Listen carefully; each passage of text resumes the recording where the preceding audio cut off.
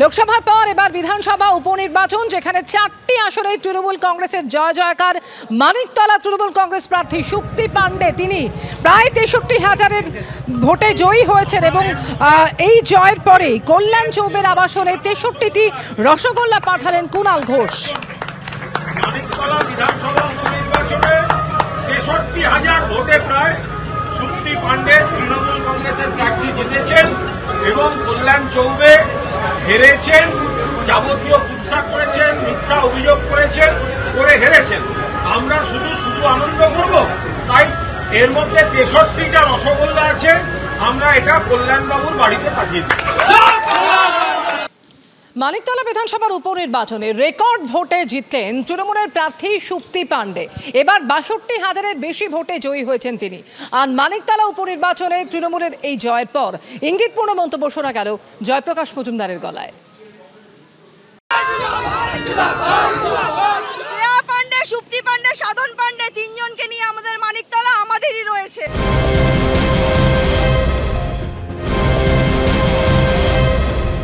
লোকসভা ভোটের বিধানসভা ভিত্তিক ফল অনুযায়ী মানিকতলায় বিজেপির থেকে মাত্র 3,500 ভোটে এগিয়ে ছিল তৃণমূল। আর শনিবার বিধানসভার উপনির্বাচনে প্রায় 20 গুণ বেশি লিড বাড়ল তৃণমূলের। রেকর্ড 60,000-এর বেশি ভোটে জিতলেন তৃণমূলের সুপ্তি পান্ডে। আমি নিজে খুব উৎসবে পক্ষপাতী নই, কিন্তু ভাইদের তো এত 2.5 বছর, তাদের তো বোধহয় ওই সবুজ আবির কবে থেকে বস্তা কিনেছে জানি না, এটাই আমার ভয়। আমারও খারাপ লাগে বারবার ভদ্রলোক পরাজিত হন, আমার এটা ভালো লাগে না রিয়েলি, মন থেকে বললাম। 2022 সালের 20 ফেব্রুয়ারি তৎকালীন ক্রেতা সুরক্ষা মন্ত্রী সাধন পান্ডের মৃত্যুর পর থেকে বিধায়কহীন হয়েছিল মানিকতলা। 6 মাসের মধ্যে উপনির্বাচনে নিয়ম থাকলেও মানিকতলা কেন্দ্রের পরাজিত বিজেপি প্রার্থী কল্যাণ চৌবের করা মামলার জন্য আটকে ছিল ভোট।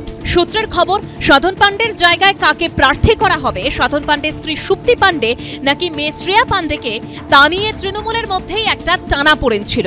কিন্তু শেষ পর্যন্ত নিজের কলেজের বন্ধু সুপ্তি পান্ডের ওপরে ভরসা রাখেন মমতা বন্দ্যোপাধ্যায়। লোকসভা নির্বাচনে সুদীপ বন্দ্যোপাধ্যায়কে প্রার্থী করায় বিজেপিতে যোগ দিয়ে কলকাতা উত্তরের প্রার্থী হন তাপস রায়। লোকসভা ভোটের আগে সুদীপ বন্দ্যোপাধ্যায়কে প্রার্থী করা নিয়ে আপত্তি করেছিলেন কুণাল ঘোষও, কিন্তু সেই কুণাল ঘোষের উপরই মানিকতলা উপনির্বাচনের দায়িত্ব দেন মমতা বন্দ্যোপাধ্যায়। এই প্রেক্ষাপটে এবার উপনির্বাচনে সাধন পান্ডের থেকেও বেশি ভোটে জিতলেন স্ত্রী সুপ্তি পান্ডে। আমার ভগবান সুযোগ করে দিয়েছেন, মমতা বন্দ্যোপাধ্যায় সুযোগ করে দিয়েছেন 10মবারের জন্য আমার ফ্যামিলিকে একটা অপরচুনিটি। যেভাবে ভোটিং হয়েছে মানিকতলাতে, আমার উপর প্রার্থীর উপর হামলা ছাড়া, প্রার্থীকে আক্রমণ করা ছাড়া সাধারণ মানুষকে কোনো হামলা করা হয়নি। সাধারণ মানুষের বাড়ির সামনে বসে বুঝিয়ে দেওয়া হয়েছে যে আপনি বেরোবেন না। সাধারণ মানুষ বেরোয়নি। যখন সাধারণ মানুষ বেরোয়নি, সাধারণ মানুষের ভোট এরাই দিয়ে সাধারণ মানুষের উপকার করেছেন। উপনির্বাচনের আগে মানিকতলা কেন্দ্রের স্ট্র্যাটেজি নিয়ে আলোচনার জন্য নবান্নে বৈঠক করেছিলেন মমতা বন্দ্যোপাধ্যায়। কমিটিও তৈরি করে দিয়েছিলেন। তাৎপর্যপূর্ণভাবে ওই বৈঠকে ডাকাই হয়নি সাধন পান্ডের মেয়ে শ্রেয়া পান্ডেকে। এই প্রেক্ষাপটে মানিকতলার উপনির্বাচনে সুপ্তি পান্ডের জয়ের পর ইঙ্গিতপূর্ণ মন্তব্য শোনা গেল জয়প্রকাশ মজুমদারের গলায়। আমাদের নেত্রী মমতা বন্দ্যোপাধ্যায় মানিকতলার জন্য একটা কমিটি করে দিয়েছিলেন এই নির্বাচন পরিচালনার জন্য।